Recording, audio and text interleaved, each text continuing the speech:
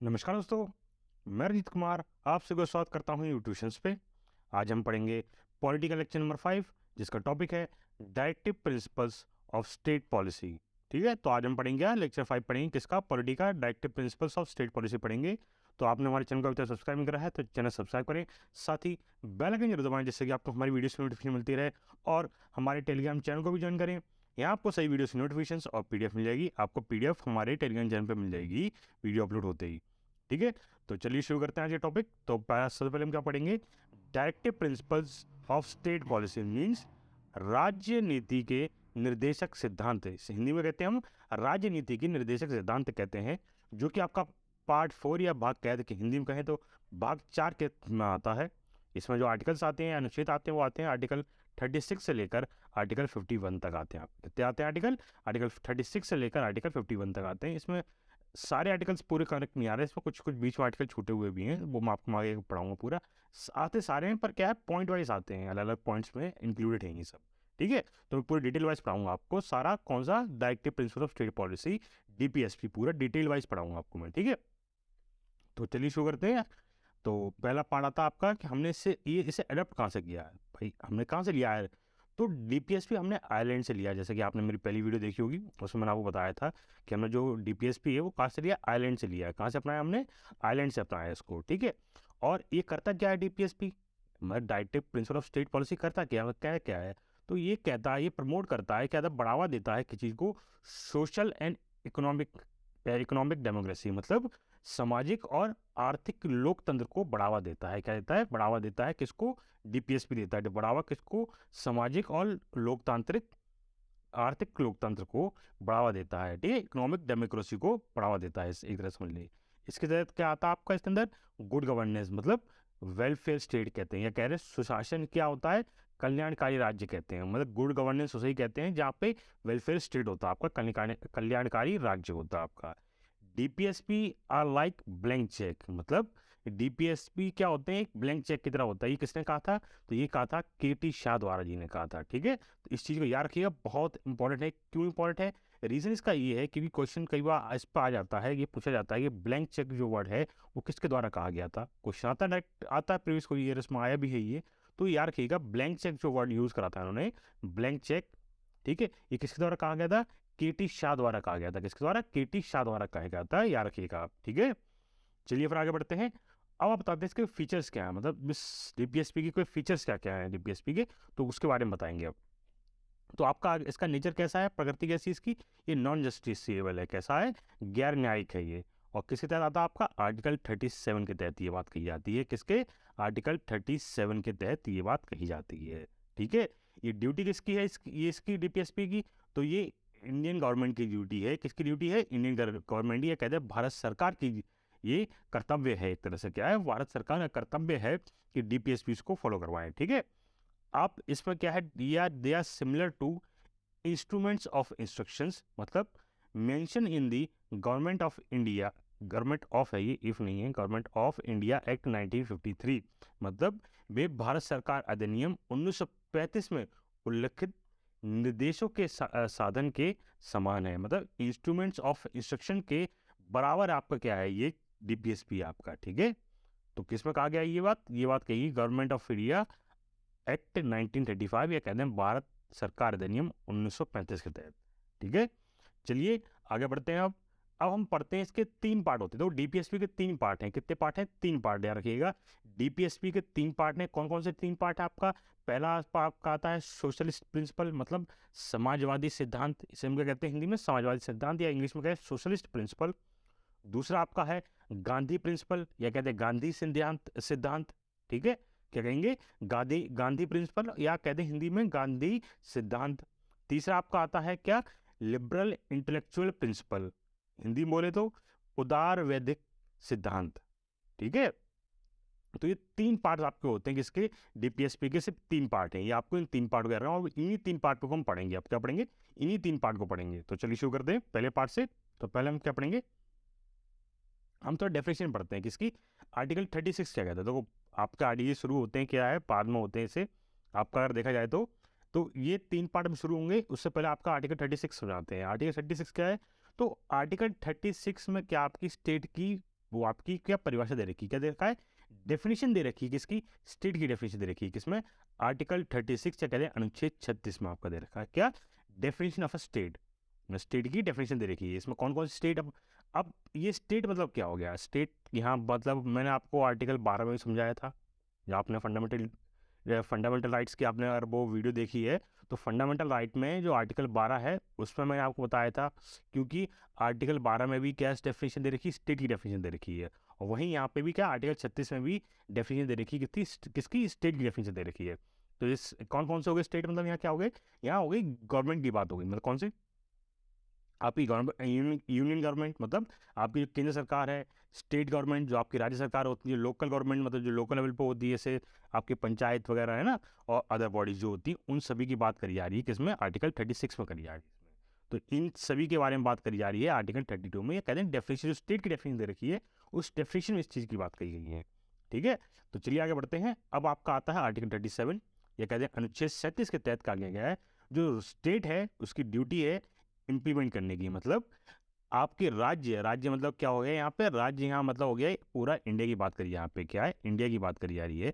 ठीक है, और इंडिया की भी बात करी है, और साथ में सॉरी, इंडिया की बात करी है, साथ में स्टेट की बात करी जा रही है, क्योंकि स्टेट में अपनी क्या है, अलग एक इंडिपेंडेंट बॉडी होती है, इंडिपेंडेंट गवर्नमेंट होती है वहाँ पे। तो उन दोनों की जिम्मेदारी बनती है, क्या जिम्मेदारी रहती है, स्टेट, या कहते हैं स्टेट यहाँ पर केंद्र और राज्य दोनों की बात कर रहे हैं यहाँ पे। ठीक है, तो जो केंद्र की उसकी जो स्टेट है उसकी जिम्मेदारी है ड्यूटी पे माना, ड्यूटी जो होती है उनके जो नियम होते हैं, कई नियम कायदे कानून उनको पूरा करना, और साथ ही में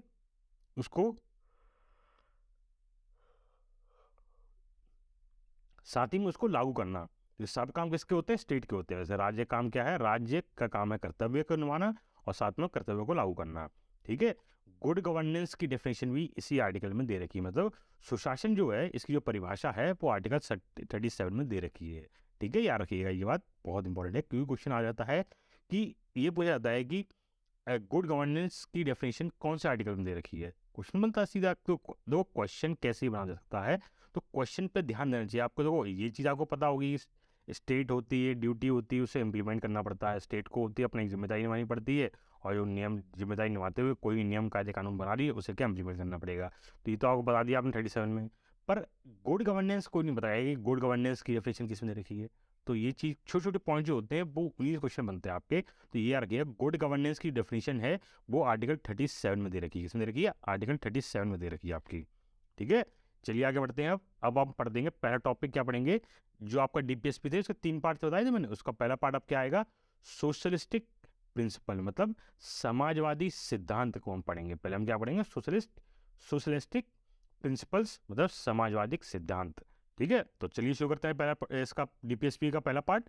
तो पहला पार्ट में आपका आता है सबसे पहले आर्टिकल 38 आता है। देखो आर्टिकल 36 से शुरू हुआ था, कहाँ से हुआ था डीपीएसपी, आर्टिकल 36 शुरू हुआ था, 37 शुरू हुआ, फिर अब आ गया आर्टिकल 38 आ गया आपका। 36 में स्टेट की आपकी डेफिनेशन दे रखी है, और 37 में किसकी, सुशासन की और डेफिनेशन दे रखी है, कहते गुड गवर्नेंस की डेफिनेशन दे रखी है। पढ़ते हैं आर्टिकल 38 पढ़ेंगे, क्या पढ़ेंगे, अनुच्छेद 38 पढ़ेंगे। इसी तरह क्या है, to promote the welfare of the people by securing a social order permitted by justice, social, economic, and political, and to minimize inequalities in income status, facilities and opportunities।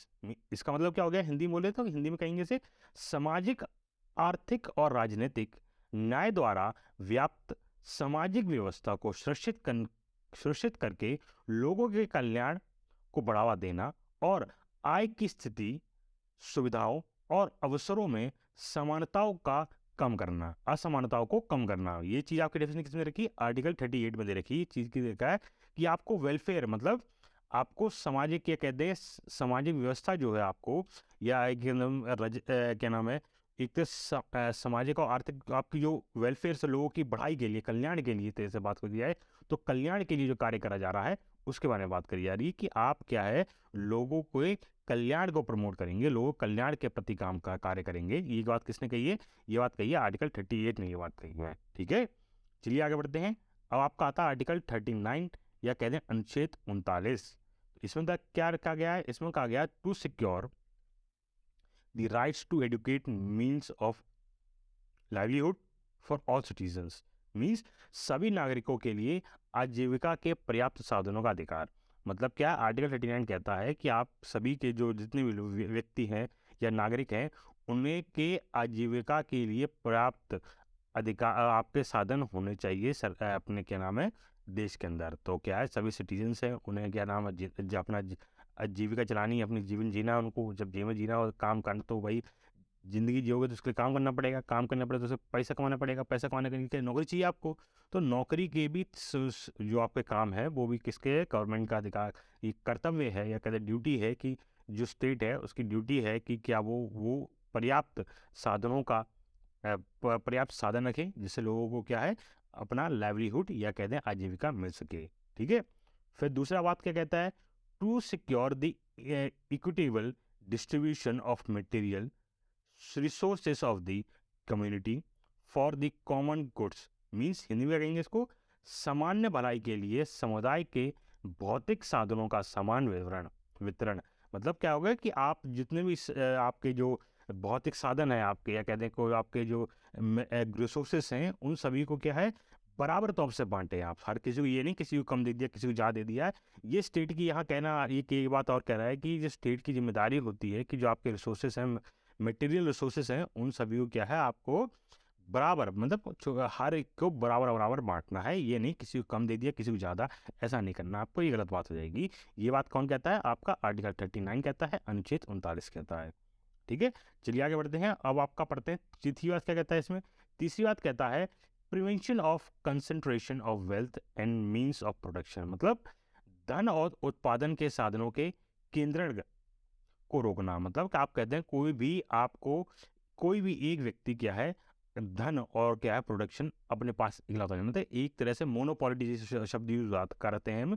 Monopoly नहीं करने दें किसी चीज़ की, हम मोनोपॉली नहीं करने दें। ये क्या कर्तव्य है, किसका, सरकार का कर्तव्य है, वो स्टेट का कर्तव्य है। यहाँ पे जो शब्द या अब संविधान में जो शब्द यूज़ किया गया है वो स्टेट वर्ड यूज़ किया गया है, तो यहाँ हम स्टेट शब्द ही बोलेंगे, या कहते हैं राज्य का शब्द यूज़ करेंगे। क्यों, क्योंकि यहाँ राज्य की बात करिए, गवर्नमेंट की बात करी जा रही। गवर्नमेंट कोई भी हो सकती है, आपकी सेंट्रल गवर्नमेंट भी हो सकती है, स्टेट गवर्नमेंट भी हो सकती है, लोकल बॉडी भी हो सकती है, कुछ भी हो सकती है, तो स्टेट वर्ड यूज़ करेंगे उसके लिए। ठीक है।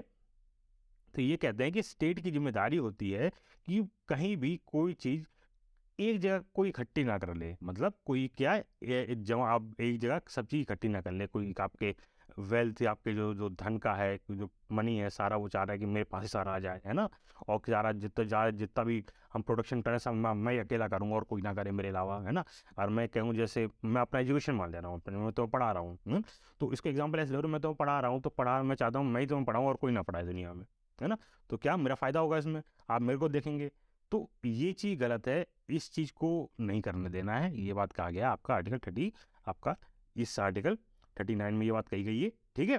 फिर आपका आता है equal pay for equal work for man women man and women. मतलब पुरुषों और महिलाओं के लिए समान काम के लिए समान वेतन। मतलब ये स्टेट की जिम्मेदारी है कि वो पुरुषों और महिलाओं, मतलब मैन और वुमेन्स के बीच में कोई भेदभाव ना करें, और जैसा काम आदमी का है वैसा ही काम आप और आपकी जो है औरतों का है या महिलाओं का है, वो समान होना चाहिए। और समान काम का समान वेतन भी मिलना चाहिए। ऐसा नहीं हो कि किसी काम के लिए सॉरी, किसी काम के लिए क्या है आदमियों की या पुरुषों को क्या है ज़्यादा इनकम दी जा रही है, महिलाओं को कम इनकम जा रही है। ये गलत काम है, ये नहीं करना हमको। ठीक है। तो ये बात किसमें की, आर्टिकल 39 ने कही है। फिर आपका पांचवा शब्द क्या कहा इन्होंने, इन्होंने कहा है the health and the strength of workers man and women and the tender age of children are not abused and the citizens are not forced by economic necessity to enter avocations unsuited to their age of strength। मतलब इसका आपको English में नहीं आता, हिंदी में बता दे रहा हूँ। इसका मतलब हो गया श्रमिकों, पुरुषों और महिलाओं के स्वास्थ्य और शक्ति और बच्चों की सुकुमार अवस्था का दुरुपयोग ना हो। मतलब की तरह से कहना है कि जो जितने वर्कर हो गए आपके, आपका हो गए वर्कर हो गए, उनमें जो महिलाएं और पुरुष हैं, उन सभी के स्वास्थ्य की और शक्ति, उनके जो पावर है उसका गलत बच्चों के अवस्था जो बच्चों की उम्र जो है छोटी उम्र में उनके क्या नाम, बचपन को ही समझिए, इनके बचपन का गलत इस्तेमाल कोई ना करे, है ना, कोई इस्तेमाल ना करे। इस चीज़ की जिम्मेदारी किसकी है? ये सरकार की है, स्टेट की है, उस स्टेट की जिम्मेदारी रहेगी। ठीक है, स्टेट मतलब यहाँ मैं बता चुका हूँ बार बार, स्टेट मतलब यहाँ पे है गवर्नमेंट की बात कर रहा हूँ, यहाँ सेंटर, स्टेट, लोकल बॉडी, कोई भी बॉडी हुई, गवर्नमेंट बॉडी हुई, उन सभी की बात कर रहा हूँ मैं यहाँ पे। तो ये आर्टिकल 39 ये भी कहता है, 5वें पॉइंट में ये कहता है कि कोई भी आदमी और पुरुषों और महिलाओं के स्वास्थ्य और शक्ति, मतलब उनकी स्वास्थ्य से, उनके स्वास्थ्य जो होते हेल्थ होती है उससे, और साथ ही उनकी क्या नाम स्ट्रेंथ, उनकी जो स्ट्रेंथ होती है या फिर उनकी जो क्षमता होती है, शक्ति जो उनके अंदर है, उसका कोई गलत इस्तेमाल ना करे। ऐसा नहीं कोई, जैसे मैं एग्जांपल लेके दे रहा हूँ कि मैं कोई काम करवा रहा हूँ, किसी ज़बरदस्ती काम करा दे रहा हूँ, उसका मन नहीं है, मेरा उसी कैपेसिटी काम करने की 4 घंटे की, मैं उसे ज़बरदस्ती कर रहा हूँ तो भाई 8 घंटे काम कर, तो वो नहीं कर सकता, वो गलत रहेगा। ये या तो वो पहले ही कॉन्ट्रैक्ट साइन करा ले कि भाई तो काम तुम्हें करना है, 8 घंटे काम होता, आप वो बात अलग होती है, पर क्या है आप 4 घंटे का बोल के 8 घंटे काम नहीं कर सकते, उसका फिर आपको अलग पेमेंट देना पड़ेगा। ये अलग, वो अलग बात हो गई। पर यहाँ कहने का मतलब ये हो गया कि आप कोई गलत का इस्तेमाल न करें। साथ ही बच्चों की सुकुमार अवस्था में, सुकुमार अवस्था मतलब हो गया कि आपका जो चाइल्डहुड है उनका कोई गलत इस्तेमाल ना करे। ठीक है, और आर्थिक आवश्यकता से विवश होकर नागरिकों को ऐसे रोजगार में ना जाना पड़े जो उनकी आयु या शक्ति के अनुकूल ना हो। वही आप जो मैंने बताया आपको कि भी व्यक्ति पर जिम्मेदारी जबरदस्ती ना करी जाए और उन्हें मजबूरी में आकर कोई ऐसा कार्य ना करें, ऐसा रोजगार ना अपनाना पड़े जो उनके एज के हिसाब से सही नहीं है, उनकी स्ट्रेंथ के, उनकी बॉडी स्ट्रेंथ के हिसाब से सही नहीं है। तो ऐसे काम को क्या रोकने की जिम्मेदारी किसकी? सरकार की, स्टेट की जिम्मेदारी है। ठीक है, किसकी जिम्मेदारी है? स्टेट की जिम्मेदारी है। वहाँ पे ये बात कही गई किसमें? आर्टिकल 39 के पॉइंट 5 में ये बात कही गई है। किसमें? पॉइंट 5 में ये बात कही गई है। चलिए आगे बढ़ते हैं। अब आपका आता है पॉइंट 6। पॉइंट 6 क्या कहता है इसमें? इसमें कहता है opportunities for health development of childrens, मतलब बच्चों के स्वास्थ्य के विकास के अवसर निकाल देना या निकालना, ये सभी काम जिम्मेदारी किसकी हो गई? ये स्टेट की जिम्मेदारी हो गई है। यहाँ पे central government, state government, local body, सभी की बात करी जा रही है यहाँ पे। तो तीनों की जिम्मेदारी है कि बच्चों के स्वास्थ्य विकास के अवसर को वो बनाए रखें, या उसके क्या नाम बच्चे के स्वास्थ्य है उसको बिगड़ने ना दे। छोटे बच्चों को जितना हो सके, जैसे सरकार ऑप्शन वो चलाती है, कैंपेन चलाती है नए नए बच्चों के लिए कि पहले जब पोलियो हुआ, पोलियो टीका टीका लगवाएं, है ना। तो क्यों किसके तहत कर रही है सरकार? ये काम कर रही है डीपीएसपी के तहत। डीपीएसपी में उन्हें जिम्मेदारी दी गई है कि बच्चों के स्वास्थ्य से कोई खिलवाड़ ना हो। इस चीज़ की जिम्मेदारी किसकी है? वो स्टेट की जिम्मेदारी है, आपकी जिम्मेदारी है, सरकार की जिम्मेदारी है कि बच्चों के स्वास्थ्य के साथ खिलवाड़ ना हो पाए। तभी तो वो फ्री में पोलियो दे रहे हैं, 2 बूंद जिंदगी के। तो वो क्यों नारे लगा रहे हैं? ये सब इसीलिए लगा रहे हैं क्योंकि ये कर्तव्य है उनका। क्या है? ये कर्तव्य है, उसको निभाना है उनको, ये चीज़ को। ठीक है, फिर आपका आता है इसी का एक आर्टिकल 39 है, इसका सब पार्ट है आपका आर्टिकल 39A। ठीक है, 39A इसका आपका अनुच्छेद 39A, इसमें एक पार्ट ऐड किया गया है। इसमें क्या डाला गया? To promote equal justice and to provide free legal aid, मतलब समान न्याय को बढ़ावा देना और मुफ्त कानूनी सहायता प्रदान करना। ये बात भी किसमें कहा गया है? ये बात कही आर्टिकल 39A के तहत कहा गया है। जो भी व्यक्ति है, जो भी पर्सन है, उसको मुफ्त एक न्यायिक समय बड़ा क्या नाम न्यायिक व्यवस्था मिलनी चाहिए। मतलब जैसे कोई वकील केस में आ गया, आप जब कोर्ट में पहुंचा, उसके पास इतने पैसे नहीं कि क्या नाम है वो वकील हायर करके वकील हायर कर सके, तो क्या है वो कोर्ट, वहाँ सरकार की जिम्मेदारी, ये कहते हैं कोर्ट की जिम्मेदारी क्या है? उसे सरकारी वकील प्रोवाइड कराया जाएगा जिससे कि वो अपना केस आगे लड़ सके। ठीक है, तो इसी तरह से ये कानून मुफ्त कानूनी सहायता प्रदान करना, ये जिम्मेदारी किसकी हो जाती है? पर वो आपकी उस सरकार की हो जाती है। तरह से स्टेट की हो जाएगी। स्टेट मतलब यहाँ पे कोर्ट भी आ जाता है इसमें। ठीक है, इसमें कोर्ट भी आते हैं। तो इस सभी की जिम्मेदारी है कि आप उनको इक्वल जस्टिस में समान उनका न्याय मिलना चाहिए। सबको बराबर सबको समान न्याय बनना चाहिए, सबके लिए समान कानून होना चाहिए। और साथ ही अगर किसी व्यक्ति की इतनी पावर नहीं है इसकी, या आर्थिक की स्थिति इसकी इतनी अच्छी नहीं है कि वो क्या नाम है कानूनी सहायता ले सके किसी से, तो क्या है उसकी वो जिम्मेदारी किसी स्टेट की हो जाती है, या कहते हैं वो गवर्नमेंट की हो जाती है कि उस व्यक्ति को वो मुफ्त कानूनी सहायता प्राप्त करवाए। ठीक है, चलिए आगे बढ़ते हैं। अब आपका आता है आर्टिकल 41। ठीक है, आता है आर्टिकल 41, या कहते हैं अनुच्छेद 41 आता है। इसमें क्या कहा गया है? इसमें कहा गया है to secure the right to the work to education and to public assistance in cases of unemployment, old age, sickness and disablement. Disablement मतलब क्या हुआ इसमें, इसमें आपका कहने का मतलब ये हो गया बेरोजगारी, वृद्धावस्था, बीमारी और विकलांगता के मामलों में शिक्षा और सामाजिक सहायता के अधिकार को सुरक्षित करने के लिए। मतलब ये आपका आर्टिकल 41 कहता है कि आप जो व्यक्ति बेरोजगार है, वृद्ध हो गया, बूढ़ा हो गया है, या आपको क्या नाम बीमार हो गया है, या कोई विकलांगता या किसी तरह से वो उसके कोई दिक्कत है, शरीर में दिक्कत आ गई होगी, तो उन सभी को क्या है, आपको एजुकेशन, वर्ग, कार्य और पब्लिक असिस्टेंट मतलब सामाजिक सहायता प्रोवाइड कराने की जिम्मेदारी किसकी है, सरकार की होगी। मतलब एक तरह से आप देखो, ये बात यहाँ से समझ लो, अनएम्प्लॉयमेंट मतलब समझ लो जैसे सरकार की क्या है, अब व्यक्ति को क्या है, वो सरकार को मान लीजिए कि उसे ज़रूरत पड़ती है कि व्यक्ति को वो जॉब ना दे। भाई आप जॉब फॉर्म फिल करने जाते हो, जब भी फॉर्म फिल करते हो तो फॉर्म फिल क्या क्या आप अकेले कर सकते हो, या कुछ कुछ कंडीशन अलग हो जाती है, जैसे फिजिकल एबिलिटी मांगते हैं उनको छोड़ देते हैं, बाकी जो गवर्नमेंट जॉब निकलती हैं क्या उसमें सबको बराबर मौका दिया नहीं जाता है, बल्कि इन लोगों को क्या कोटा मिलता है, जो विकलांग होते हैं उन लोगों को अलग से कोटा मिलता है। आप जानते हो एसएससी के एग्ज़ाम दे रहे होंगे आप, तो एसएससी के एग्ज़ाम में आप जानते हो जो विकलांग होते हैं, वो फिजिकली डिसेबल लोग होते हैं, उनको क्या है, उनको अपना क्या नाम है 30 मिनट्स एक्स्ट्रा दिए जाते हैं पेपर। आपका क्या पेपर क्या 60 मिनट का होता है, बाकी जो विकलांग लोग होते हैं उनका पेपर कितना 90 मिनट्स का पेपर होता है।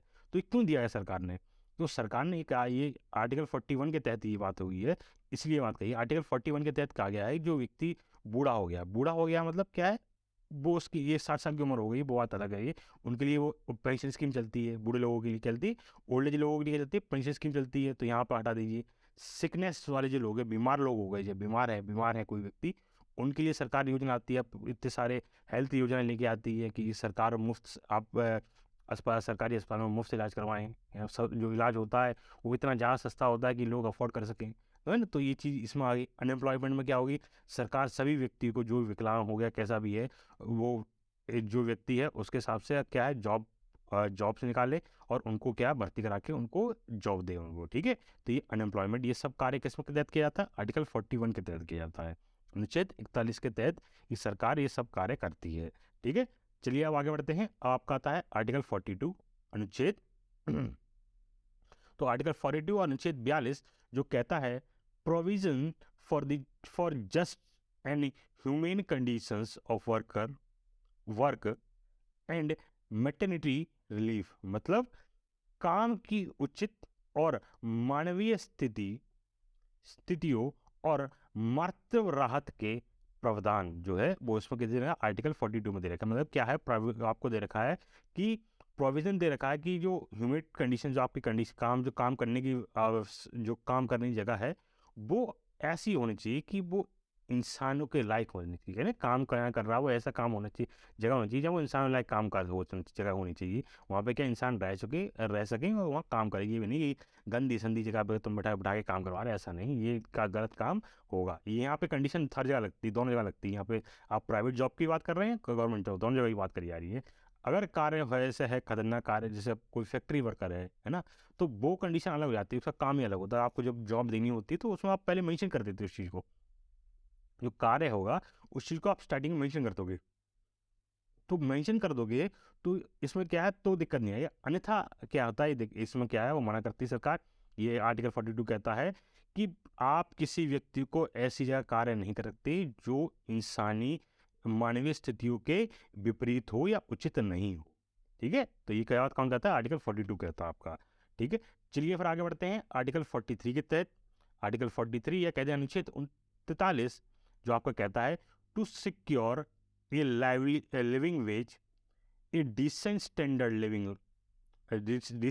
of living, and a social and cultural opportunities for all workers। मतलब यहाँ कहा जाता है सभी श्रमिकों के लिए एक जीवित मजदूरी, एक सभ्य जीवन स्तर और सामाजिक और सांस्कृतिक अवसरों को सुरक्षित करने के लिए। मतलब इसमें क्या है कि आप क्या है, सरकार की जिम्मेदारी बनती है, यहाँ पे सरकार क्या है, स्टेट की जिम्मेदारी है, सरकारी में कहूँगा स्टेट कहूँगा मैं, स्टेट की जिम्मेदारी बनती है कि वो सभी को एक अच्छा, मतलब एक लिमिटेड मिनिमम वेजेस दे, मतलब वो आपकी आजीविका दे, ठीक है, जीवन वेज क्या नाम है उनको इतने रुपए दे, कि वो वहाँ सर्वाइव कर सके कंडीशन। जैसे क्या है, अब जैसे महंगाई बढ़ती जा रही है तो क्या है, आपका वेजेस जो है, जो आपकी इनकम है वो भी बढ़ेगी। क्यों बढ़नी चाहिए भाई? अब क्या है कंडीशन, जब महंगाई बढ़ती है लोगों की तो क्या आपका इनकम भी बढ़नी चाहिए। अब इनकम नहीं बढ़ेगी, अब सब महंगाई की, आज से 10 साल पहले बात करी जाए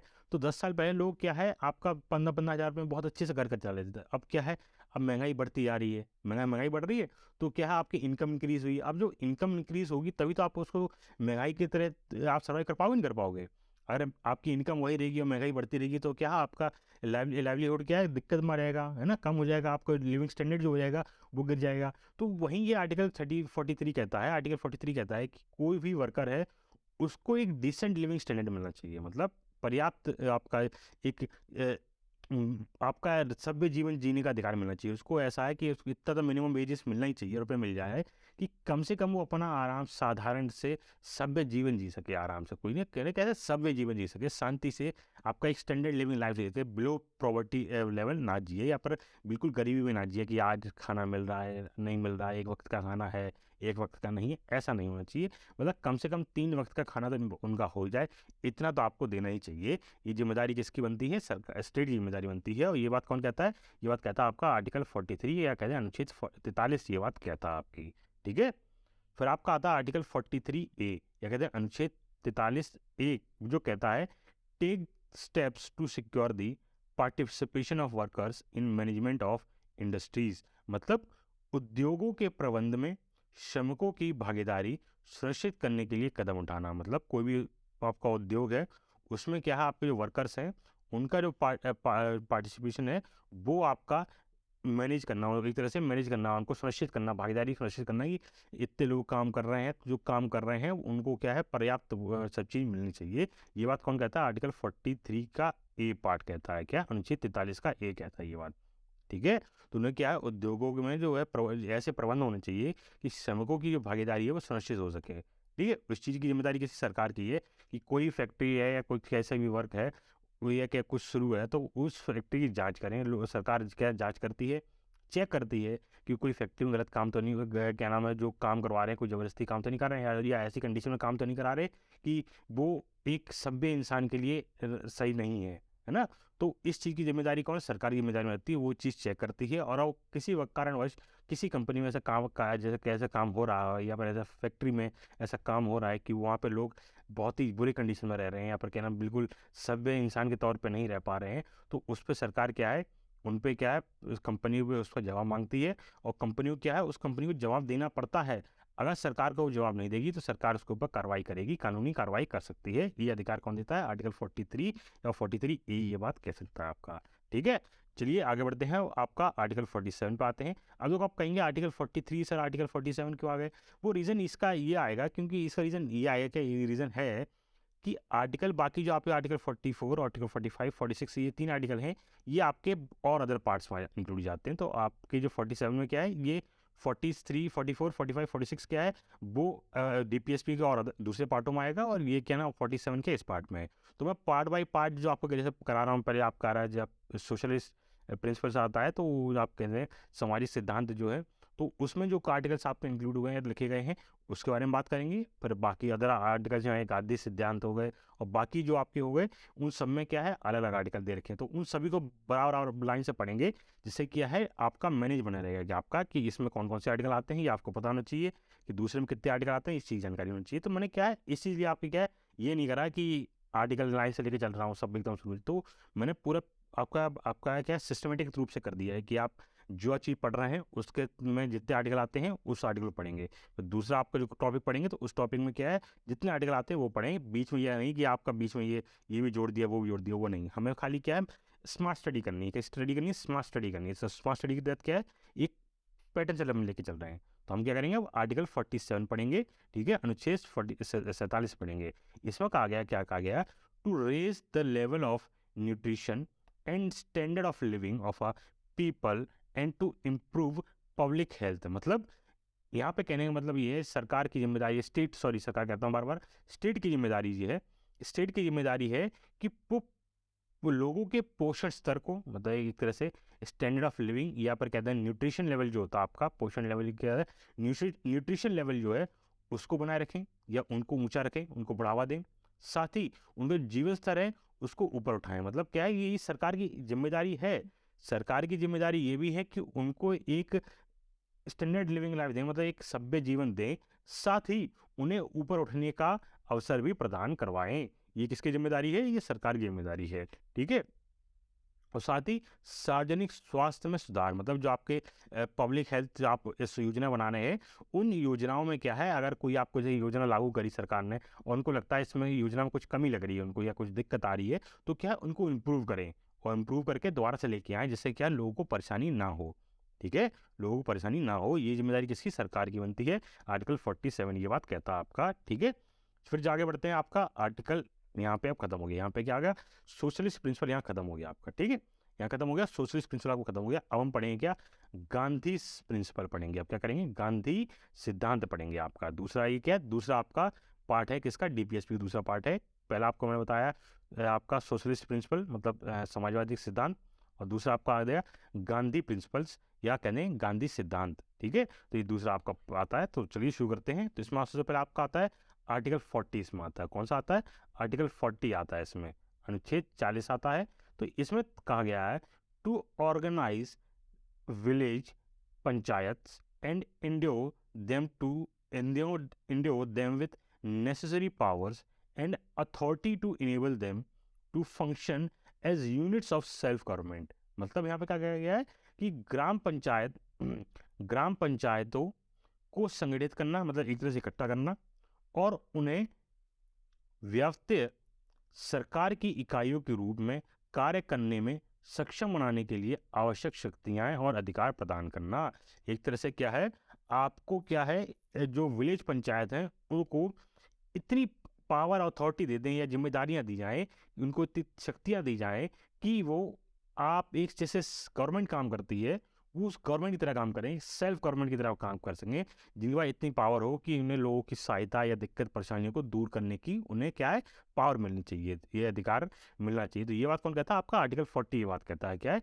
अनुच्छेद 40 ये बात कह देता है, 40 ये बात कहता है कि वहाँ जो लोग हैं विलेज पंचायत, गाँव की जो पंचायतें हैं, ग्राम पंचायतें हैं, उनको संगठित इकट्ठा करके और उनको इतनी ज़्यादा इतनी शक्ति, आप कम से कम इतनी शक्तियाँ दे ही दें कि वो अपने आप को सक्षम बना सकें, अपने अधिकार वो पालन कर सकें, कानूनों को लागू, जो नियम कायदे कानून है उनको लागू कर सकें। अब ये नहीं कि वो पता चला आपने ग्राम पंचायत खोली, अब उनको कोई आपने अधिकार पावर नहीं दिया, अब वो बैठा हुआ है इंतजार कर रहा है सरकार का कि सरकार कोई नियम कुछ हमें हेल्प करेगी। वो ग्राम पंचायत को अलग से अधिकार मिलता है। वो एक तरह से इसी को हम लोकल गवर्नमेंट कहते हैं। ग्राम पंचायत एक लोकल गवर्नमेंट की तरह काम करती है, गांव की तरह। गांव के में एक ग्राम पंचायत होती है, हेड तरह होता है, और वो क्या है, एक तरह से गवर्नमेंट हो गई, वो आपकी जो सरकार हो गई है। वो क्या है, वो जिम्मेदारी देखता है, उस गांव की जिम्मेदारी देखता है, उस गांव में क्या दिक्कत आ रही है, क्या परेशानी आ रही है, उसको दूर करेगा। वो कौन करेगा? ग्राम पंचायत दूर करेगा। इसलिए तो उनको पावर मिलती है ग्राम पंचायत में। अब रोड नहीं है या पानी की परेशानी आ रही है, नल नहीं है, ये सभी कौन बनवाएगा? ग्राम पंचायत बनवाएगा। ये पैसा इसका तो आपको स्टेट गवर्नमेंट देगी या सेंट्रल गवर्नमेंट देगी, पर क्या है, काम कौन कर रहेगा? ग्राम पंचायत करवाएगी। क्यों करवाएगी? क्योंकि उनको भी इस चीज़ की पावर दी जा रही है। ठीक है, कौन दे रहा है? आर्टिकल 40 इस चीज़ की पावर दे रहा है कि लोगों की जो परेशानी है आप डायरेक्ट दूर कर सकें। आपको सरकार से डाक पूछने की जरूरत नहीं है, और आपको लगता है, नेसेसरी लगता है कि आपको ये कार्य करना है, तो उनसे आप सरकार से बात करें और ऐसे बताएं कि हमारे इतना परेशान, इतना कार्य हमें करना है और इसका हमें बजट चाहिए या रुपए चाहिए हमें काम करने के लिए। तो आप क्या खुद काम कर रहे हैं, इसमें सरकार आपसे नहीं पूछेगा कितना काम करा कितना नहीं, आप बस अपना जो सरकार रुपए देती है उसका ब्यौरा आपको रखना होता है। ठीक है, और इसमें आपका कहें, गांधी जी ने कहा था, गांधी जी ने क्या कहा था? यार Ram rule through village rule. मतलब कहता है जो आपका राम का शासन जो होता है, राम का रूल है, वो विलेज आपके ग्राम से होता है। ये कैसे? महात्मा गांधी जी ने कहा था। क्या कहा था? हिंदी में कहेंगे तो ग्राम शासन के माध्यम से राम शासन।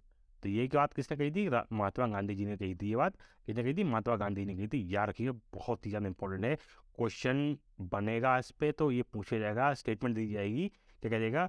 Ram rule through village rule, ये वर्ड ये किसने कहा था? ठीक है, क्वेश्चन ऐसा ही बनेगा, आपसे स्टेटमेंट दी जाएगी, ये पूछ लिया जाएगा किसने ये बात कही थी। तो ऑप्शन दे देंगे 4, महात्मा गांधी, राहुल गांधी, वो महात्मा गांधी, सरदार वल्लभ भाई पटेल, राजेंद्र प्रसाद, या जवाहरलाल नेहरू, या कहते हैं लालू प्रसाद, जवाहरलाल नेहरू जी। ये 4 ऑप्शन दे दिया, बताइए इसमें सही ऑप्शन कौन सा है? तो आप सही ऑप्शन क्या लगाएंगे? महात्मा गांधी लगाएंगे। क्या लगाएंगे यहाँ पे? महात्मा गांधी लगाएंगे। महात्मा गांधी क्या है? महात्मा गांधी जी ने ये बात कही थी, क्या कही थी? महात्मा गांधी जी ने ये बात कही थी, क्या कही थी? Ram rule through village rule, मतलब ग्राम शासन के माध्यम से राम शासन होगा। ठीक है, चलिए आगे बढ़ते हैं। अब आपका आर्टिकल 43 पाएंगे, अब सीधा किस पाएंगे? आर्टिकल 43 पाएंगे।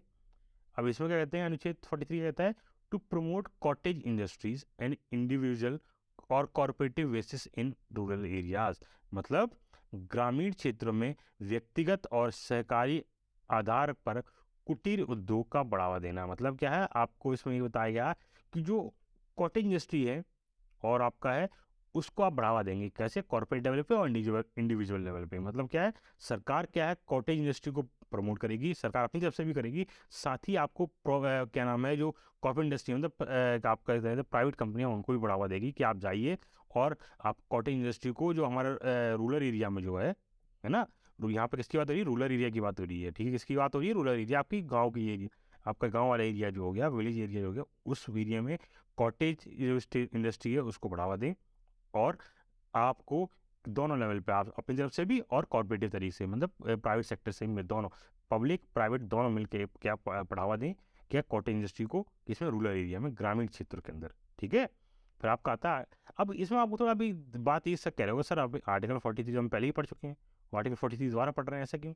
तो इसलिए रीज़न ये है कि आर्टिकल 43 आपका दोनों में है, आपका क्या नाम है, सामाजिक सिद्धांत में भी है और आपका गांधी सिद्धांत में भी दे रखा है, तो इसलिए हम पढ़ रहे हैं। ठीक है, ये चीज़ याद रखिएगा, ये चीज़ मैं जो लिखी है वो एक्यूरेट 101% एक्यूरेट है, कोई भी चीज़ गलत नहीं है इसके अंदर। जो गलत कुछ होगा तो उसके लिए मैं बैठा हूँ, मैं बताऊँगा आपको यहाँ क्या चीज़ चेंज है क्या नहीं, वरना अन्यथा जो इसमें लिखा हुआ है वो पूरा पूरा बिल्कुल सेम डिट्टो याद करना है। मैंने वैसे ही बहुत कम लिखा है, पॉइंट पॉइंट तो लिखा है, बाकी फालतू नहीं लिखा है इसमें। ठीक है, फिर आपको पढ़ते हैं आर्टिकल 43A, अनुच्छेद 43A पढ़ेंगे। अब इसमें क्या लिखा है? इसमें लिखा है to promote the voluntary formation of autonomous functions, democratic control and professional management of cooperative societies.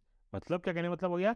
सहकारी समितियों के स्वैच्छिक गठन, स्वतः कार्य स्वतः स्वतः कार्य, लोकतांत्रिक नियंत्रण और पेशेवर प्रबंध को बढ़ावा देना। ये किस कौन कहता है? ये आर्टिकल 43 ए कहता है। तो ये कहता है कि आप प्रमोट करेंगे क्या है? वॉलंटरी फॉर्मेशन ऑटोनोमस फंक्शन, एक तरह से आप डेमोक्रेटिक कंट्रोल के तहत आप क्या है, प्रोफेशनल डेमोक्रेटिक कंट्रोल मतलब लोकतांत्रिक नियंत्रण, और साथ ही प्रोफेशनल मैनेजमेंट, किसी कॉर्पोरेटिव सोसाइटी होती है, उन सभी करेंगे वो कर सकें अपनी तरफ से। अगर कोई सोसाइटी है वो तरह क्या है, अपनी तरफ से पूरा काम कर सकती है। अब जब कॉर्पोरेट सोसाइटी क्या होगी, एक तरह से आपकी एक सोसाइटी में आप रह रहे हैं, सोसाइटी में क्या आपका एक आपका वो सेक्रेटरी होता है, उसमें पूरी जिम्मेदारी होती है कि सोसाइटी में कौन सा काम करना है, कैसे कैसे काम करना है, उसका एक बजट बनता है उनका, है ना।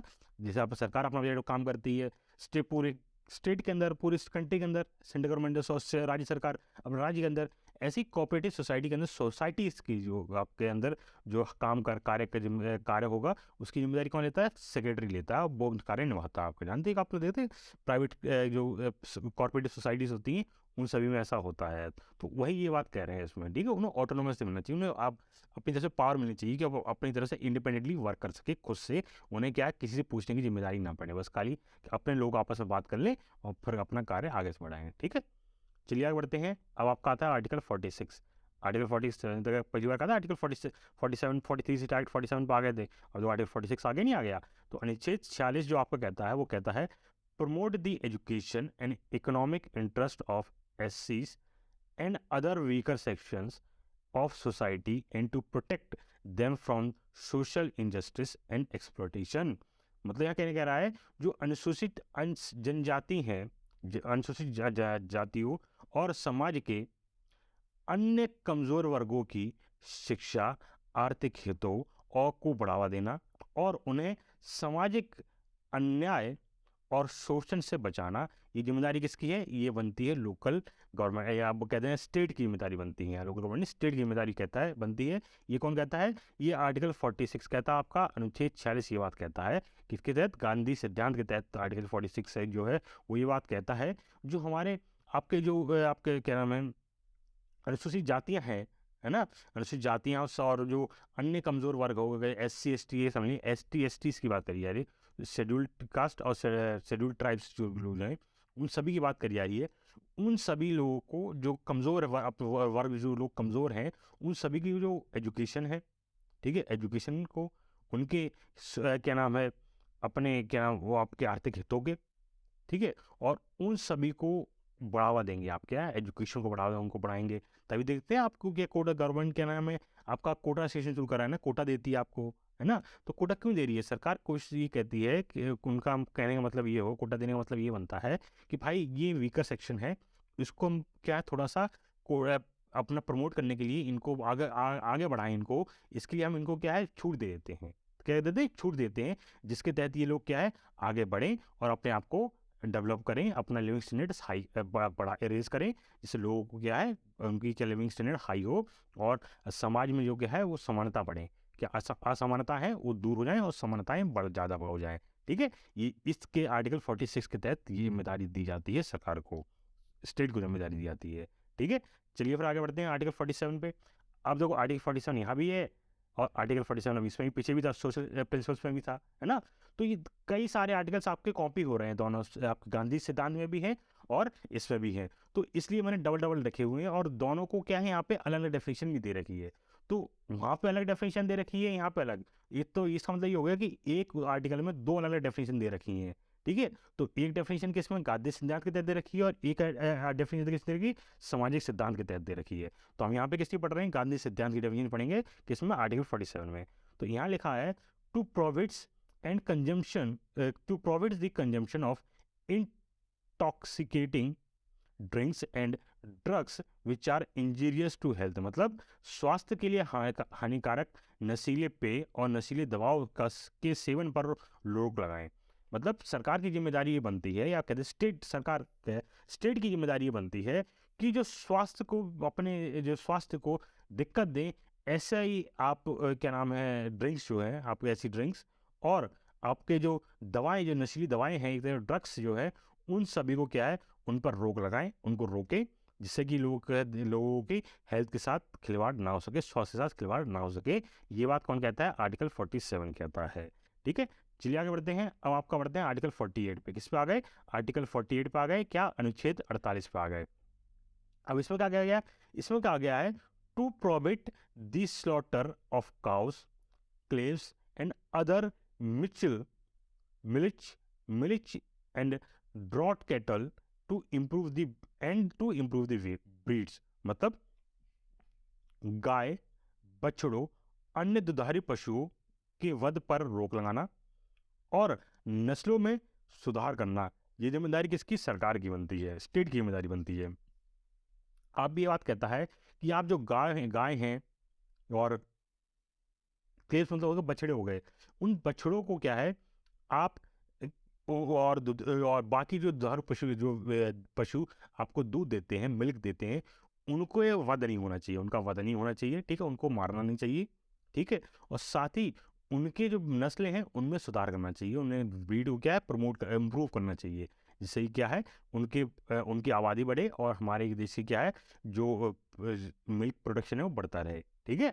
एक तरह से ये बात कहने का मतलब है किसमें? आर्टिकल 48 ये बात कहता है। कौन कहता है? आर्टिकल 48 ये बात कहता है, ठीक है। चलिए आगे बढ़ते हैं।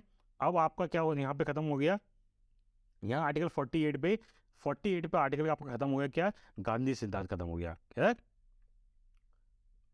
गांधी प्रिंसिपल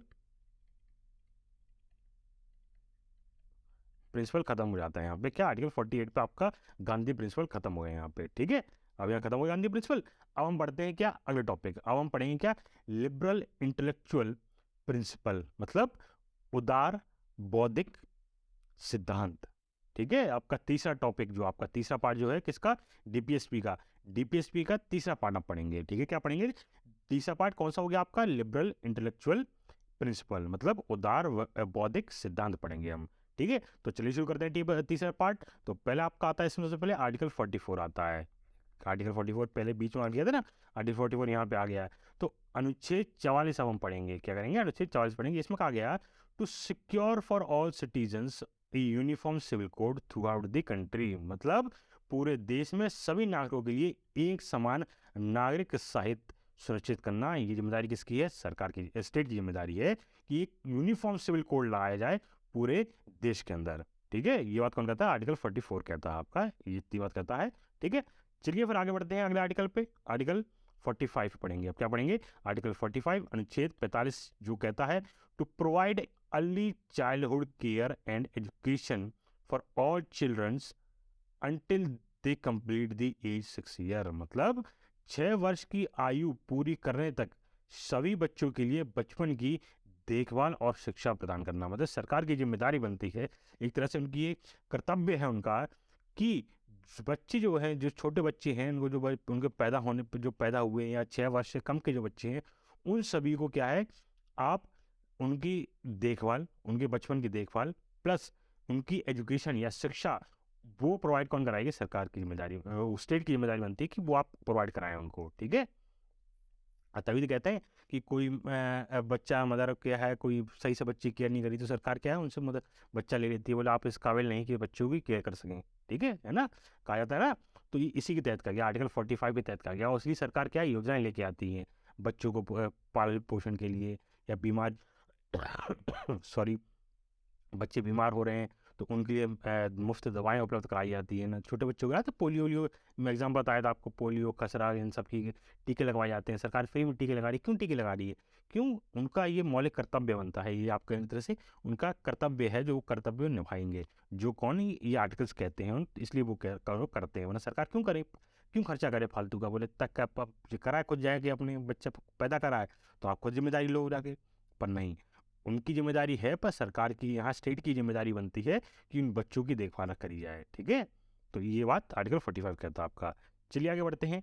फिर आपका आता है आर्टिकल 48, आता है डायरेक्ट क्या, अनुच्छेद 48 आता है। ये क्या कहता है? To organise agriculture and animal husbandry on modern and scientific lines. मतलब कृषि और पशुपालन को आधुनिक और वैज्ञानिक आधार पर व्यवस्थित करना। मतलब एक तरह से प्रमोट, आप क्या नाम है, जो आपका एनिमल वो पशुपालन जो है, एनिमल हस्बेंड्री मतलब होता है पशुपालन। आप अपने कृषि जो क्षेत्र है, एग्रीकल्चर एरिया और एनिमल हस्बेंड्री है, इसको आप मॉडर्न करें, इसको क्या है आपको क्या नाम है, और व्यवस्थित करें और अच्छे से प्रमोट बनाएं, किसके? साइंटिफिक लेवल के साथ, लाइन के साथ, साइंटिफिक आधार के हिसाब से उनको बढ़ाएं।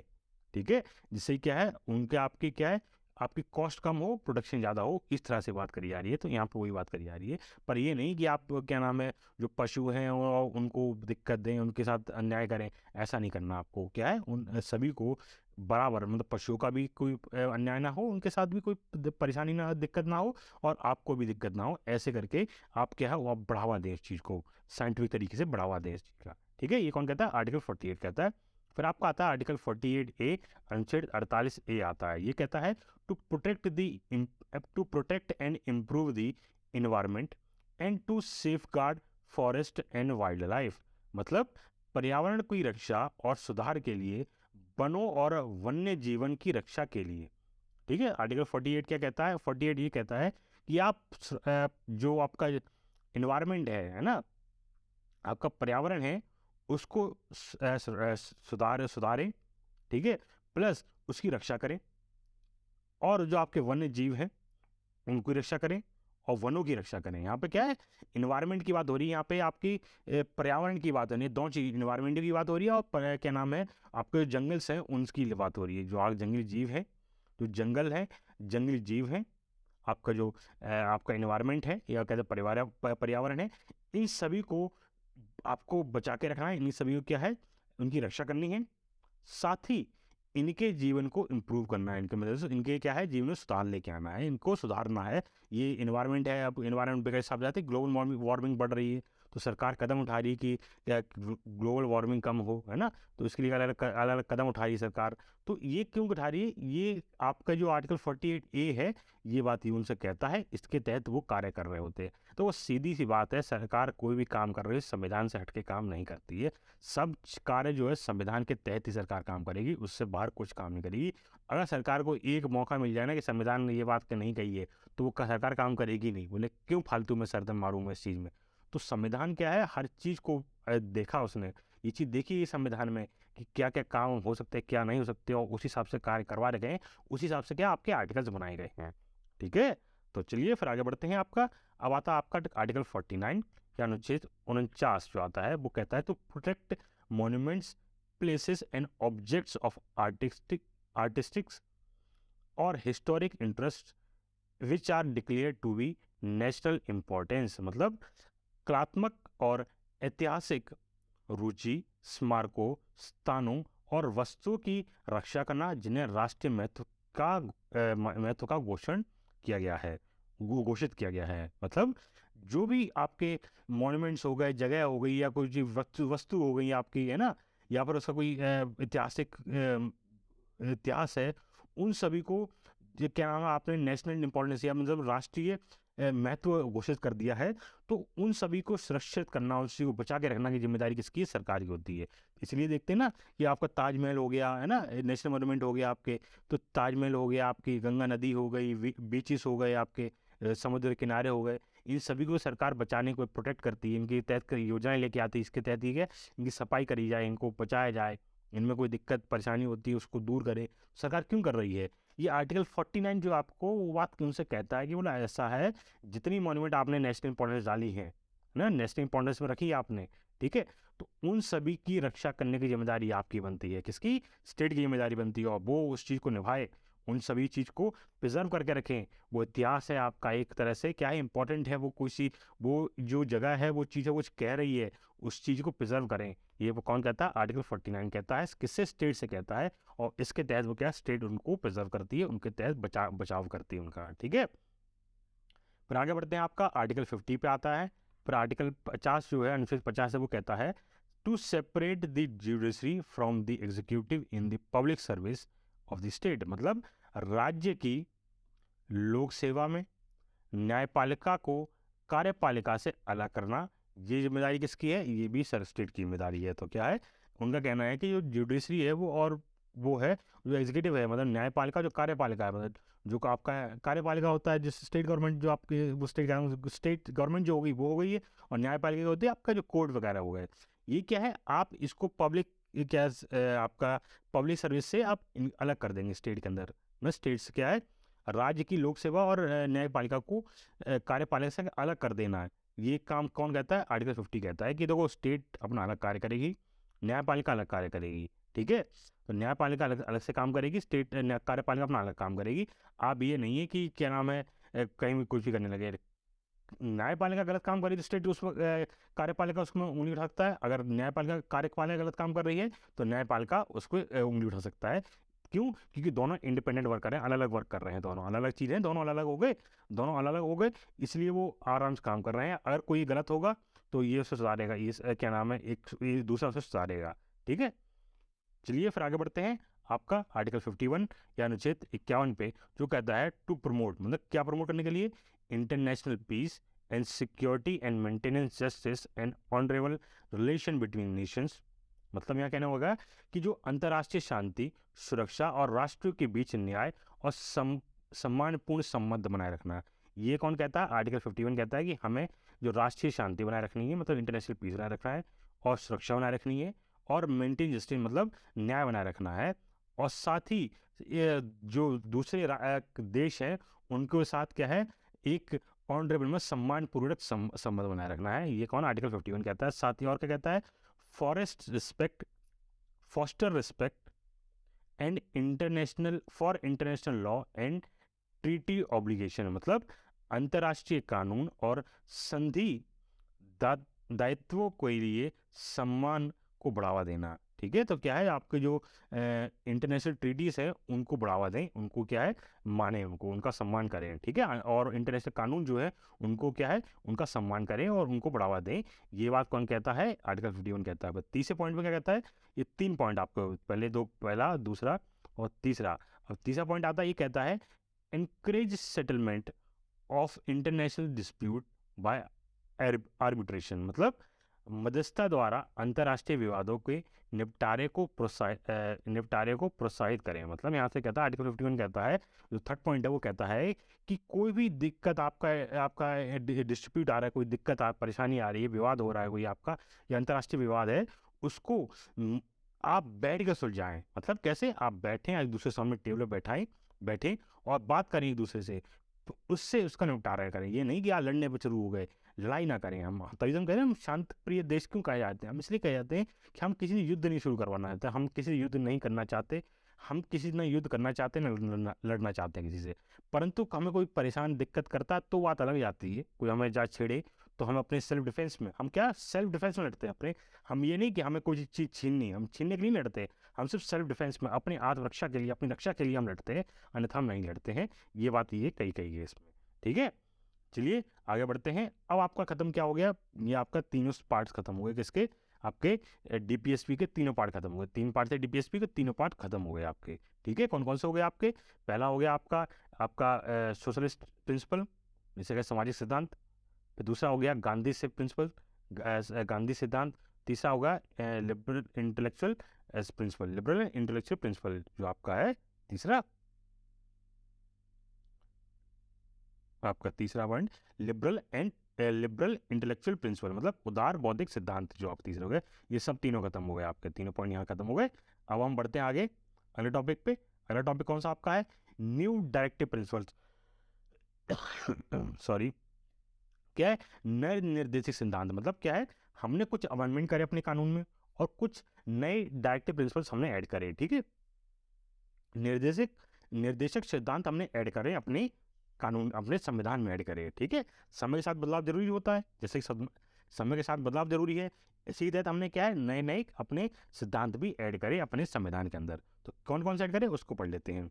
तो हम सबसे पहले हमने ऐड किया 42nd, आपका क्या है 42nd अमेंडमेंट एक्ट 1976, मतलब 42वां संशोधन अधिनियम 1946 जो हमने करा, उसके तहत हमने article 39F, 39A, 43A, 48A add करे अपने संविधान के अंदर, ठीक है। ये कौन कौन सी, ये सभी आर्टिकल्स हमने ऐड करे अपने संविधान में, ठीक है, याद रखेंगे आप, ठीक है। फिर हम आगे बढ़ते हैं, कौन सा, फिर आपका आता है 44th अमेंडमेंट, मतलब 44th अमेंडमेंट एक्ट 1978। 1978 में हमने क्या है, अपना जो आर्टिकल 38 है, अनुच्छेद 38 है, इसकी डेफिनेशन थोड़ी सी चेंज करी, क्या करी, to minimise inequalities in income, status, facilities and opportunities. मतलब आर्टिकल अनुच्छेद 38 में हमने कहा आय, स्थिति, सुविधाओं और अवसरों में असमानताओं को कम करने के लिए। तो क्या आर्टिकल 38 कहता है कि आप जो है आय में, इनकम में आप, और क्या नाम है, इनकम हो किसी की, इनकम, स्टेटस, फैसिलिटीज, अपॉर्चुनिटीज, इन सभी में क्या है, आप असमानताओं को दूर करने हैं। आपको ये जिम्मेदारी किसकी दे दी, हमने आर्टिकल 38 ये ऐड कर दिया, इसमें डेफिनेशन ऐड कर दी। कब, 44th अमेंडमेंट 1978 में ऐड कर दी थी। तो ये क्वेश्चन आपका, जब क्वेश्चन ये बनेगा कि आप पहला क्वेश्चन ये बनता जाता है कि आपका 44th अमेंडमेंट कब हुआ, ठीक है, 44 संविधान का 44वें संशोधन अधिनियम कब हुआ। तो 4 ऑप्शन दे देंगे, उसमें पूछ रहा है कौन से ईयर में, पहला क्वेश्चन ये बनेगा। फिर आपको पूछेगा कि जो 44th अमेंडमेंट हुआ था 1978 में, उसमें हमने क्या करा था, तो उसमें हमने ऐड किया था ये आर्टिकल 38 और उसकी डेफिनेशन दी, ठीक है, डेफिनेशन में चेंज थोड़ा सा एडिट करा था हमने, ठीक है। चलिए फिर आगे बढ़ते हैं। आपका आता है 86 अमेंडमेंट एक्ट 2002, मतलब 86वें संशोधन अधिनियम ये 2002 है, ठीक है, 2002 है ये, ठीक है, 2002 है ये, ठीक है। तो ये क्या है, इसमें क्या हमने करा, चेंज, लैंग्वेज चेंज करी, क्या करी हमने, लैंग्वेज चेंज करी, क्या कर दी, भाषा चेंज करी, क्या चेंज करी, भाषा चेंज करी, क्या करी, आर्टिकल में 45 है उसकी लैंग्वेज करी, उसकी लैंग्वेज कर दी, replace age 6 year to 14 years to below 6 year of age. मतलब हमने क्या है, जो पहले हमारी जो उम्र थी 6 साल की उम्र थी, उस 6 साल को उम्र को बदल के हमने 14 साल उम्र कर दी। क्या है, पहले हमने बोला कि 6 साल तक के बच्चों की जिम्मेदारी रहेगी, क्या ना, 6 साल तक के बच्चों के ऊपर कोई शोषण नहीं होगा, पर हम इसको 2002 में हमने चेंज कर लिया, बोले 6 साल नहीं, उनसे 14 साल कर देंगे हम इसको, किसे कर दिया, 14 साल कर दिया इसको, ठीक है। और साथ ही में हमने आर्टिकल 21A भी ऐड किया था, बहुत इंपॉर्टेंट ये अमेंडमेंट है, याद रखिएगा। अगर क्वेश्चन कहीं पूछा जाए कि हम कौन से संशोधन अधिनियम के तहत हमने आर्टिकल 21A ऐड करा अपने संविधान में, तो आप बताएंगे 46वें संशोधन अधिनियम 2002 के तहत, ठीक है, 86th अमेंडमेंट एक्ट 2002 के तहत हमने ये ऐड किया, ठीक है, याद रहिए आपको। चलिए आगे बढ़ते हैं। अब आपका आता है 97th अमेंडमेंट एक्ट 2011, मतलब 97वें संशोधन अधिनियम 2011 में हमने क्या करा, आर्टिकल 43B ऐड करा। क्या ऐड करा? अनुच्छेद 43B को ऐड करा था हमने, ठीक है, तो याद रखना, ठीक है, इसमें यही काम करा था हमने। चलिए फिर आगे बढ़ते हैं। अब हम पढ़ेंगे क्या, डायरेक्टिव प्रिंसिपल्स आउटसाइड पार्ट 4, मतलब कुछ डायरेक्टिव प्रिंसिपल्स हैं, या आप कह दें कि क्या नाम है, निर्देश सिद्धांत हैं, जो पार्ट 4 से, जो आपके जो 22 पार्ट हैं उस पार्ट 4 से बाहर आपके हैं, उससे हटके हैं थोड़े से, पर संविधान में है, पर उस पार्ट में नहीं है आपके, ठीक है। तो चलिए शुरू करते हैं। तो उसमें आपका आता है आपका कौन सा, आर्टिकल 35, जो कि पार्ट 19 में आता है। ये भी किसमें, आपका डायरेक्टिव प्रिंसिपल का ही पार्ट है। अनुच्छेद 335 जो है, जो भाग 19 में आता है, ये भी किसका पार्ट है, डायरेक्टिव प्रिंसिपल का ही पार्ट है। इसमें कहा जाता है, claim of scheduled caste and scheduled tribes to service and post the claim of the members of the scheduled caste and the scheduled tribe shall be taken into consideration consistently with the maintenance of efficiency of administration in the making of appointments to service and posts in connection with the affair of the union और of uh state. मतलब यहाँ कहने मतलब क्या हो गया कि सेवाओं और पदों के लिए अनुसूचित जाति, अनुसूचित जनजाति के दावे यह प्रावधान करता है कि संघ और राज्य के मामलों में सेवाओं और पदों पर नियुक्तियों हेतु अनुसूचित जाति, अनुसूचित जनजातियों के सदस्यों के दावे को लगातार प्रशासनिक दक्षता के साथ ध्यान से में रखना चाहिए। मतलब किस तरह से है कि जो भी आपका कोई भी पोस्ट हो गई या पद हो गया कोई भी तरह से, उन सभी क्या शेड्यूल्ड कास्ट और शेड्यूल्ड ट्राइब के लिए अलग से आपकी जिम्मेदारी, अलग से क्या है आपकी पोस्ट निकालें, या फिर उनके लिए अलग से उनका ध्यान रखा जाए, ठीक है, उनके लिए क्या है, ध्यान रखा जाए उनके लिए, ठीक है। तो ये बात किसमें कहा गया, आर्टिकल 335 में कहा गया, जो कि पार्ट 19 में आता है, ठीक है। चलिए फिर आगे बढ़ते हैं। दूसरा आता है आपका आर्टिकल 350A, कौन सा, अनुच्छेद 350A, जो कि पार्ट 17 भाग 17 में आता है।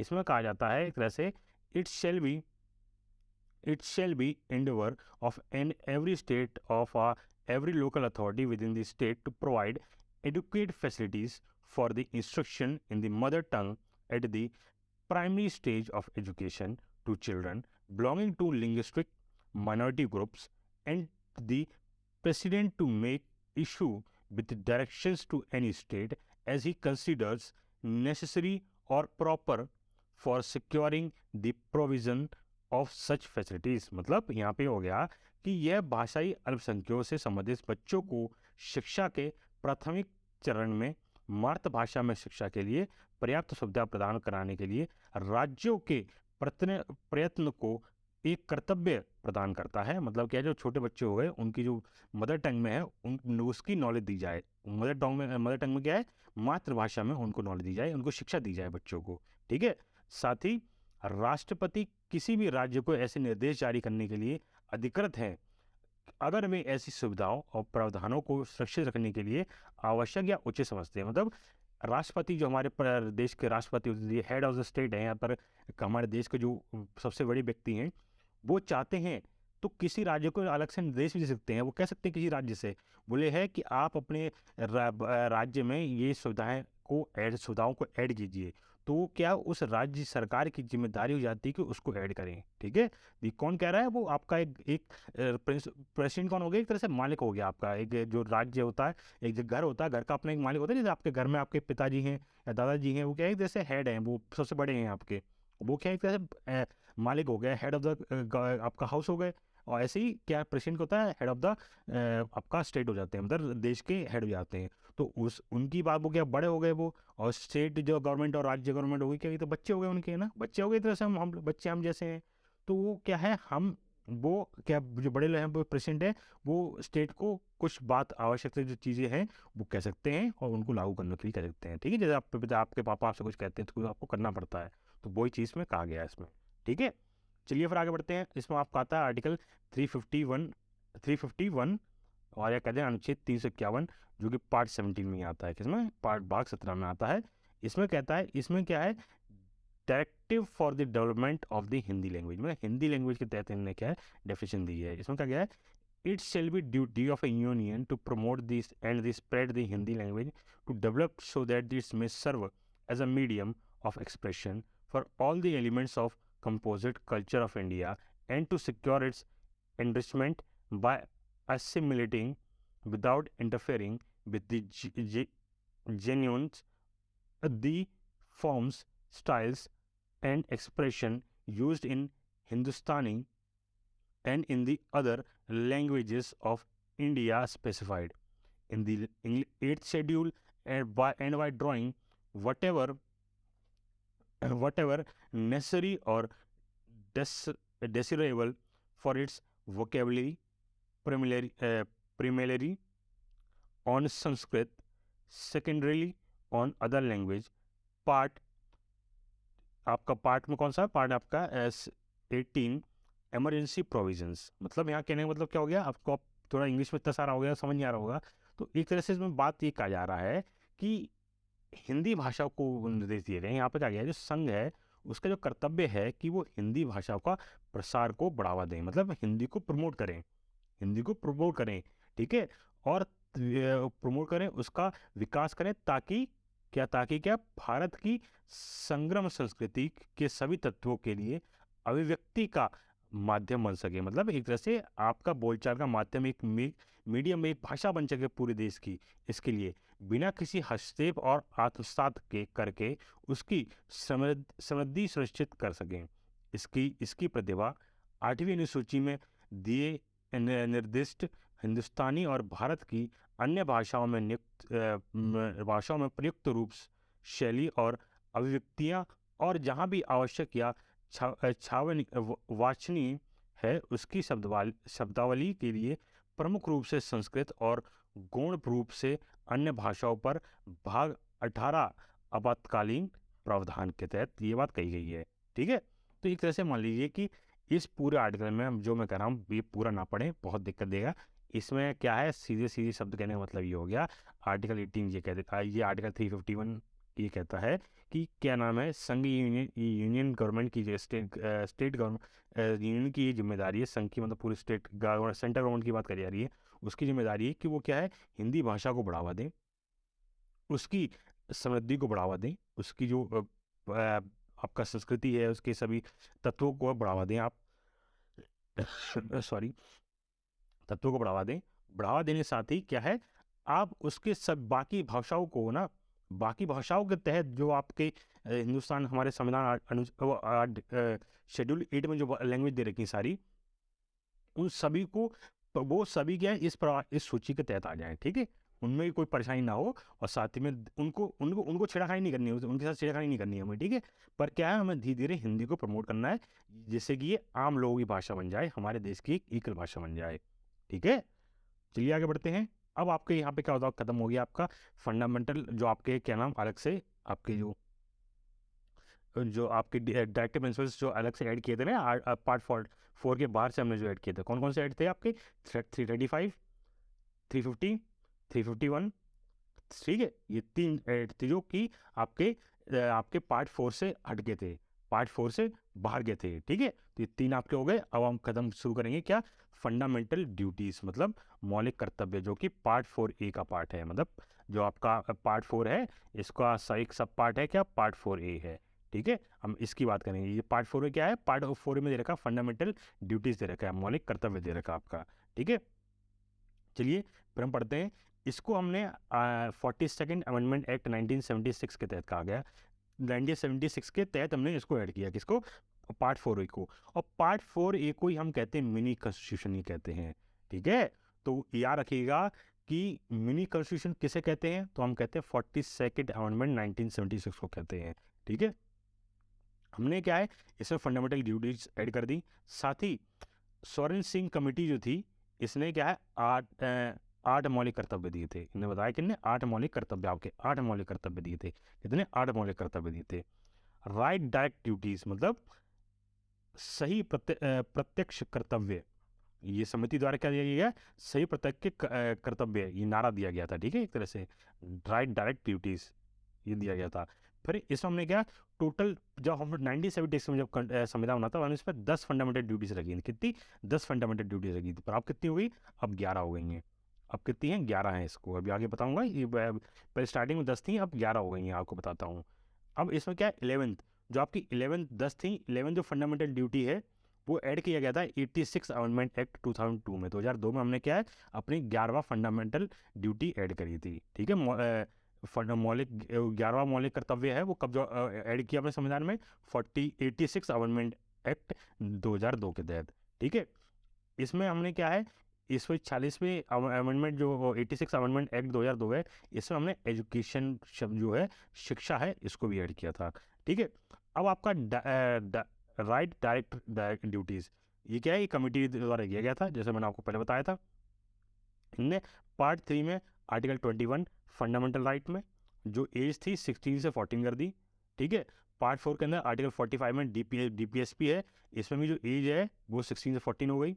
ठीक है, पार्ट 4A जो कि आर्टिकल 51A के तहत आता है, किसमें, आर्टिकल 15 में फंडामेंटल ड्यूटीज, इसमें भी करने हैं। जो एज थी, बच्चों की एज थी, वो 6 साल से बढ़ा के 14 साल कर दी। ठीक है, बच्चों की एज की बात करी है यहाँ पे, तो बच्चों की जो एज है उसको हमने मिनिमम एज जो 6 साल थी, 6 साल को बढ़ा के 14 साल कर दी। ये बात ये कही जा रही है यहाँ पे।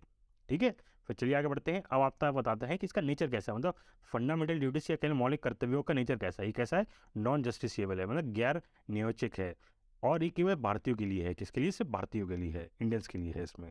ठीक है, चलिए अब आपका पढ़ते हैं आर्टिकल 51A या अनुच्छेद 51A पढ़ते हैं। इसमें क्या गया है, it is the duty of every citizen of India, मतलब भारत के प्रत्येक नागरिक का ये कर्तव्य है। क्या कर्तव्य है, to abide by the constitution and respect its ideals and institution the national flag and national anthem. मतलब पहला जो आपका वो आपका फंडामेंटल ड्यूटी है या मौलिक कर्तव्य है, वो कहता है संविधान का पालन करना और उसके आदर्शों, संस्था, राष्ट्रीय ध्वज, राष्ट्रीय गान का सम्मान करना। मतलब आप इसमें पहली बात कहता है इसमें कि आप सभी का जो संविधान है उसका पालन करेंगे, उसके आदर्शों का पालन करेंगे, उसके जो इंस्टीट्यूशंस हैं, उनके जो संस्थान हैं, उनका पालन करेंगे, साथ में राष्ट्रीय ध्वज और राष्ट्रीय गान का भी सम्मान करेंगे। ये कहता है पहला आपका मौलिक कर्तव्य बनता है। दूसरा कौन सा आपका आता है, दूसरा आता है आपका to cherish and follow the noble ideas which inspired our national struggles for freedom. मतलब स्वतंत्रता के लिए हमारे राष्ट्रीय संघर्ष को प्रेरित करने वाले महान आदर्शों को संजोना और उनका पालन करना। मतलब हमारे लिए जो हमें जिन लोगों ने हमें सुरक्षा प्रदान कराई, जिन्होंने हमें स्वतंत्रता प्राप्त करवाई, और उनके जो राष्ट्र संघर्ष थे उसको हम क्या है, उनसे प्रेरित हों, उनके आदर्शों को एक संजो के रखें, साथ ही उनका पालन करें। ये कौन कहता है, ये सेकंड फंडामेंटल ड्यूटी कहती है। तीसरी आती है आपकी, वो कहता है uphold and protect the sovereignty, unity and integrity of India. मतलब ये बात कहता है, तीसरा पॉइंट कहता है भारत की संप्रभुता, एकता और अखंडता को बनाए रखना और उसकी रक्षा करना।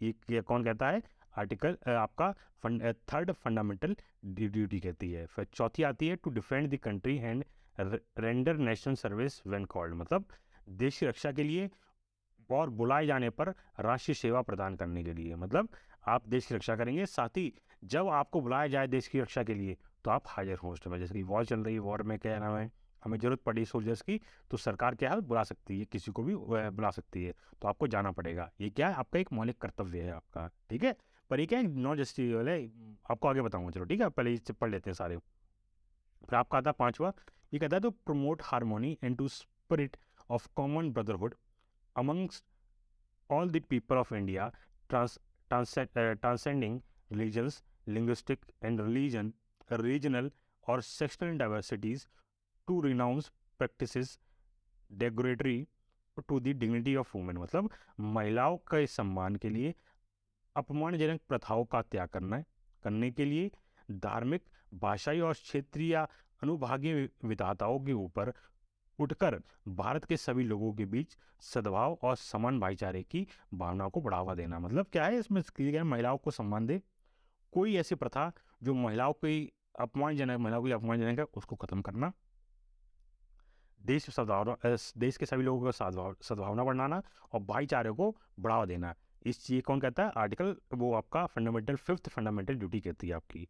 फिर आपका आता है सिक्स्थ फंडामेंटल ड्यूटी, ये कहता है to value and preserve the rich heritage of our composite culture. मतलब हमारी संग्रम संस्कृति की समृद्ध विरासत को महत्व देना और संरक्षित करना। ये कौन कहता है, सिक्स फंडामेंटल ड्यूटी कहती है आपकी।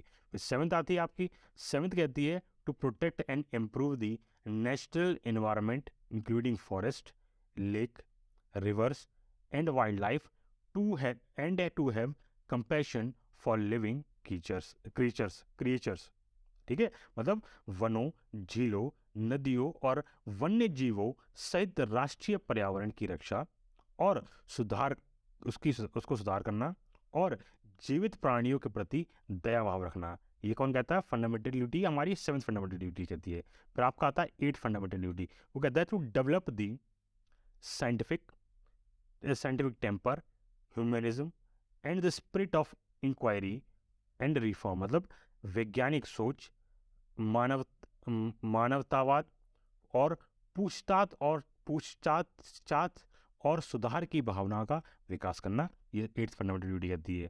फिर आपका आता है to safeguard public property and to abjure violence, मतलब सामाजिक संपत्ति का, सार्वजनिक संपत्ति है उसकी रक्षा करना, साथ ही हिंसा को समाप्त करना, ये हमारी 9th फंडामेंटल ड्यूटी कहती है। 10th आपकी आती है to strive towards excellence in all spheres of individual and collective activity so that the nation constantly rise to higher level and a level of endeavor and achievement, मतलब व्यक्तिगत और सामूहिक गतिविधियों के सभी क्षेत्रों में उत्कृष्टता की ओर प्रयास करना, ताकि राष्ट्र लगातार प्रयास और उपलब्धि के उच्च स्तर पर उठ सके। मतलब जितना हम भारत को इतना अच्छे से वह काम करेंगे कि हमारा देश क्या है, ऊपर उठता रहे, इस तरह से काम करें, ठीक है। फिर आपका आता आखिरी, वो आपकी फंडामेंटल ड्यूटी कौन सी? 11th फंडामेंटल ड्यूटी, ये कहता है provide opportunities for education to his child and और ward between the age of 6 to 14।